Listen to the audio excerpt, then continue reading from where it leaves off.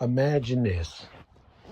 Imagine you're walking through your local shopping mall, or imagine you're at your local Walmart and you see a person, a lady or a man, who reminds you of someone you have a crush on that's famous.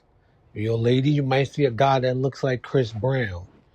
If you're a man, you might see a lady that looks like Beyonce or Glorilla or whoever you have a crush on, today. This person you automatically start to pursue because they remind you of someone that you have a crush on.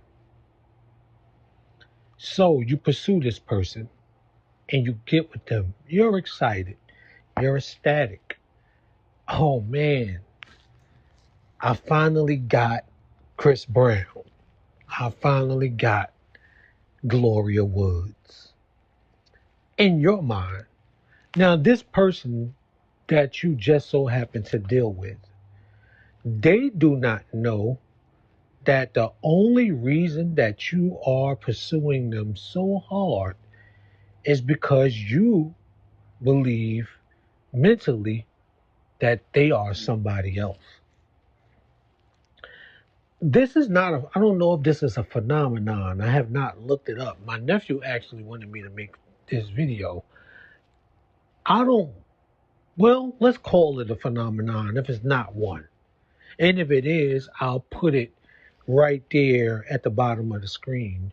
I want to call this doppelganger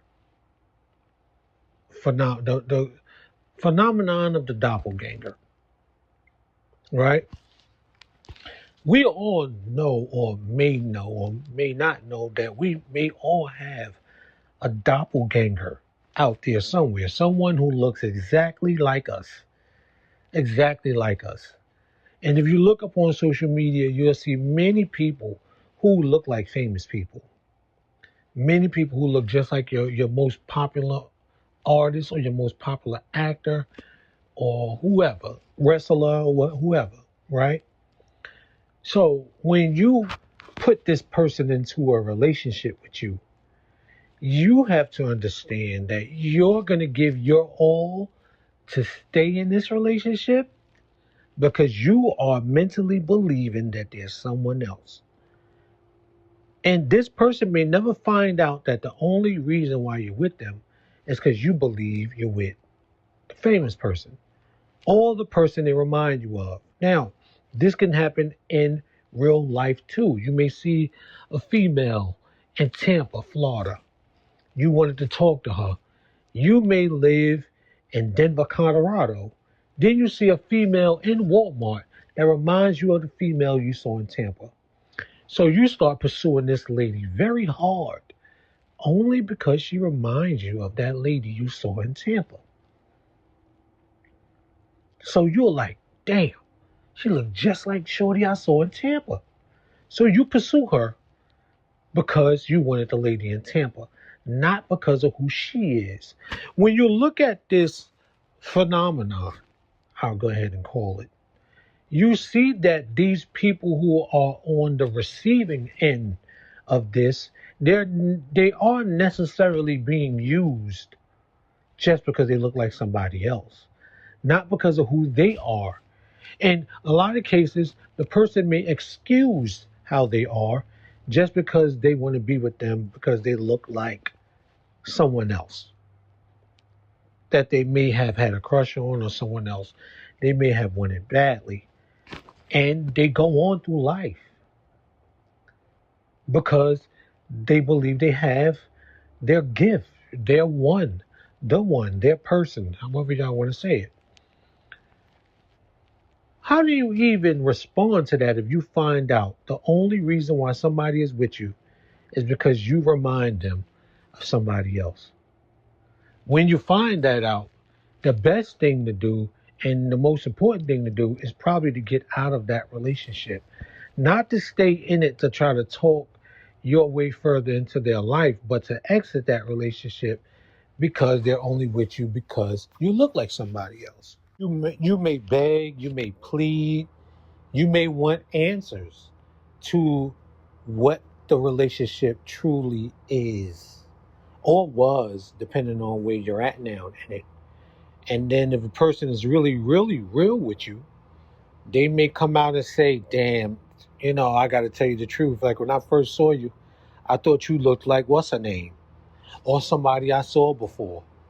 Or this person I met before. And because I thought you looked like them, that made me pursue you. And that made me really want to get to know you a lot more because you favor this person.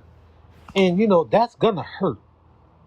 And it's going to suck at that time that you're told that because you don't know that this person feels this way about this other person.